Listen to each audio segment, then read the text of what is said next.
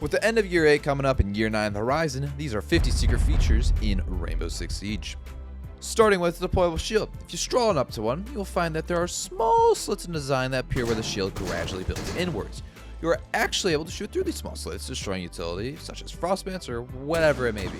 Another secret with the deployable shield is that, much like Mirror's Black Mirror, you are able to shatter the glass by meleeing it. Want to plant a cluster charge in the shield instead? Because, like, why not? Go ahead, you can place Fuse's gadget on the deployable shield.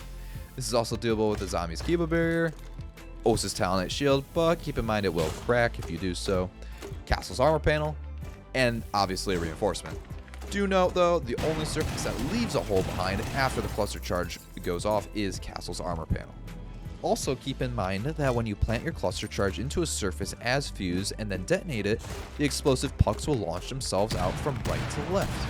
Combine this knowledge with a bit of map knowledge and you may find yourself cleaning up some extra utility, or maybe you'll find yourself with a few extra kills. Do you ever find yourself on the roof of a map you don't know and you want to repel a window or door, but just can't seem to find one? Well, head on over to the edge of the roof and locate yourself a yellow and gray hook. This yellow and gray hook tells you that there is a window or door directly below it, either on the first, second, or third floor. Do be careful on the windows though. Hong Kong's special duty unit, Legion, is able to place a goo mine on top of a windowsill, which means if an attacker gets close enough to the window, the goo mine will trigger, dealing that initial damage and more on top of that until the attacker gets off the rappel and pulls the goo mine out. You know what else can go on a window? Kapkan's EEDs. You know who likes to come through windows at high speeds? Amaru. As Kapkan, you can place only 2 EEDs on a window, one on the left, one on the right. But having 2 of Kapkan's traps on any window is the perfect amount to instantly kill an Amaru coming full speed into the building. And you'll definitely have a laugh doing so. But perhaps your enemy prefers to rush in on foot as Yang and you're sick and tired of being flashed over and over again. Well, drop the Nitrocells Bandit and grab some barbed wire instead. Place your shock wire inside the barbed wire, and when a Candela comes rolling down the hallway, it'll be destroyed, leaving your eyes flash photography free. Same scenario with a Blitz or any shield operator on attack.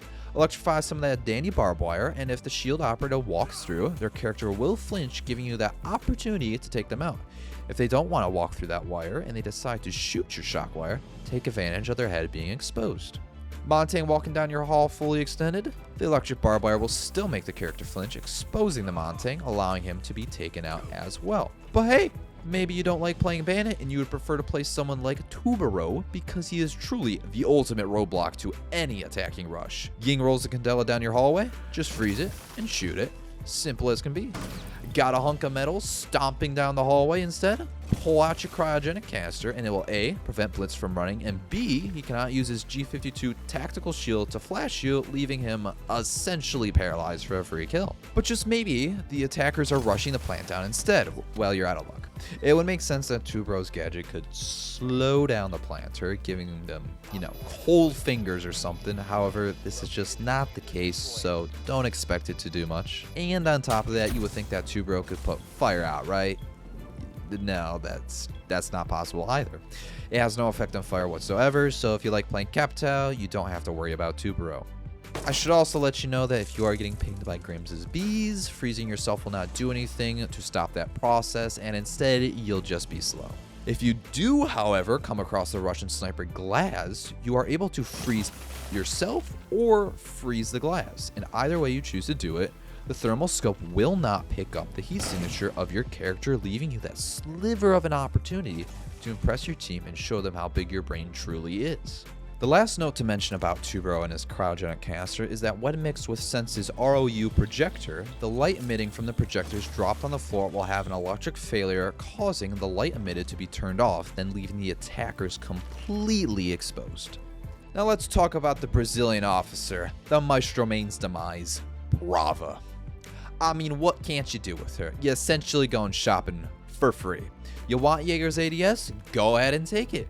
A hacked ADS will take projectiles out of the sky still, but on top of that, it will also go ahead and neutralize any smoke canisters or nitro cells soaring through the air. Fancy yourself Mute Signal Disruptor? Take it! A hacked Signal Disruptor will provide you with many benefits, which include stopping Warden from using his Glance Smart glasses. Not that Warden players use them anyways. A Warden player might even think they can walk into Fenrir's hacked FNAT Dreadmine expecting to be able to see through it. Nope. Warden's glasses have zero effect when under Fenrir's Fear Gas. But did you know that Fenrir himself will not trigger a hacked FNAT Dreadmine? Bet you didn't. Fenrir is completely safe from his own gadget no matter what, which makes him even more powerful than he already is. Too much power if you ask me. And if you think you can just stand within the proximity of his mine hoping the gas will run out, you're gonna be there for a while because it's not running out. Yep, Fenrir's mine has an unlimited supply of fear gas until it has been broken. And I know what you're thinking. Glass. Nope, he does not work either. When using his thermal scope under the fear effect, you will continue to see purple until you leave the proximity of the Dreadmine. Why don't we look at someone a little less overpowered, such as Mute? Yeah, never mind, he does everything too. He'll jam drones, he'll jam claymores, he'll jam Nomad's air jab, Grimm's bees, Blitz's G52 tactical shield, Lion's EE1D scanner. I mean, you name an electric device to disrupt and he's your guy. One strategy to keep in mind though, if you play Thermite against a Mute, is that if there is one of Mute's signal disruptors in the middle of two full-size reinforcements, you are actually able to place a Thermite charge either far left or far right to dodge the jammer, and you can then detonate your charge. This can only be done on full-size reinforcements, nothing smaller. But maybe you're faced with a different challenge such as Bandit's Shockwire. There's also a workaround which involves placing Thermite's exothermic charge on the floor parallel to the wall you're trying to open on up. This will breach the bottom of the wall, allowing you to destroy the Shockwire, and it gives you a line of sight. And if you are unable to place the charge on the floor, don't worry, there's still another option to place the charge on a surface that creates a 90-degree angle with the wall you actually want to open, given that there's one nearby. It needs to be right next to the wall you want to breach. You do as such, and boom, it's over. Bullet holes were removed from Siege with the launch of Operation Northstar. However, Capitao is still able to fire one bullet through a surface, make sure you don't hit a beam, then equip his crossbow and fire a crossbow bolt through the bullet mark made in the surface, resulting in his utility to end up on the other side. Now, if you're a console player and you got yourself a little bit of a drift on your controller, you might want to be careful so you don't cook yourself. Finka was added alongside the release of Operation Chimera, and you may think she has no weaknesses, but she most certainly does. One being, if you activate your Adrenaline Surge, the damage you take from Smoke's gas canister will increase from 5 damage to 22 damage per tick. Big difference. And let's not forget to mention Pulse's heartbeat sensor. When the enemy is shot up with an Adrenaline Surge, courtesy of Finka, Pulse's scanner will be able to detect heartbeats at an additional 5 meters. Normally the sensor cannot see past 10 meters, but when a Finka boost is activated, the sensor can see up to a range of 15 meters, making Pulse just that more useful. Like Finka, Doc can also heal. Matter of fact, if you ever find yourself in a situation where you want to defuse a diffuser, but it's kind of covered in fire, communicate with your Doc to heal you. He'll allow you to live through the fire damage and defuse the diffuser, winning you the round. Definitely something the enemy team will not see coming. You know what else you won't see coming? Nook. And that's because her gadget was recently changed to where no observation tools will see you when your Hell Presence reduction device is active. Yes, she will glitch on the cameras if she shoots or sprints, but when she was first introduced, observation tools such as Echo's Yokai drone will get a white noise effect on the screen if Nook was nearby. This was changed, so be aware this is no longer a thing to worry about. Don't worry about Aruni's laser gate if you're playing Osa. Go ahead, pull that Talon shield out and place it on the window or door the laser gate's on. It'll trigger the gate, then turn off, and you're all good. No damage taken, and you don't lose your shield. Save yourself for a team in a drone. And speaking of drones, did you know that when Lion calls in his EE1D, there will be this distinct audio cue that comes from his character telling you his general location. It lasts for about 2 seconds, so here, pay attention. You can also pay attention to where Maestro places his Evil Eyes. If he places his Evil Eye on a breakable surface such as a monitor, go on ahead and break the monitor. Down goes his turret. Maybe his Evil Eye is on the backside of a reinforcement. Don't matter. We'll go ahead and break the soft wall around the turret. This is shown being done with Buck because it's a lot easier, but all you have to do is shoot around the turret and break the wall. Keep in mind though, you cannot do this if his turret is placed on a breakable floor. You break the floor beneath the Evil Eye, it'll remain attached to the metal beams below. Now, you know that operator who's loud as hell? The one who likes to destroy literally the entire map? Ram? Yeah, if you find yourself playing Ram and you come across a hard-boiled egg sitting in the corner behind a shield, also known as Clash, chuck your buggy breacher at her. Once the drone makes contact with her shield, it'll stun the Clash, making her shield sway to the side, leaving an easy kill on the table.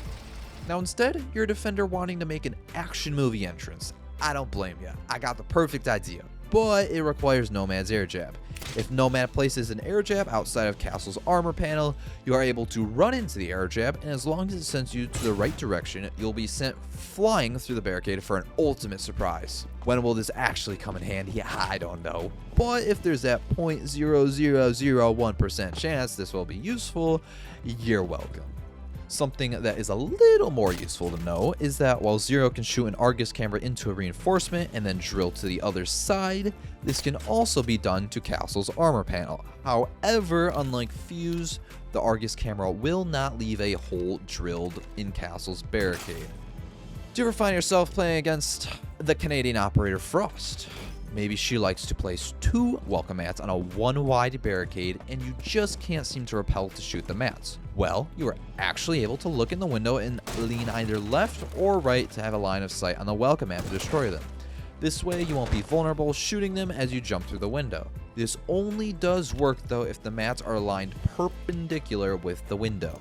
The last secret to mention today will be about claymores. Perhaps you're in the middle of a game on defense and your DoorDash arrives. You go grab your food, come back, and you find yourself standing in a claymore. Well, don't move, because you're gonna go boom. And that's 50 secret features in Rainbow Six Siege. I've played this game for around 8 years, so I just thought I'd share some features that aren't common knowledge. Hope you found at least one of these useful, and yeah, thanks for watching.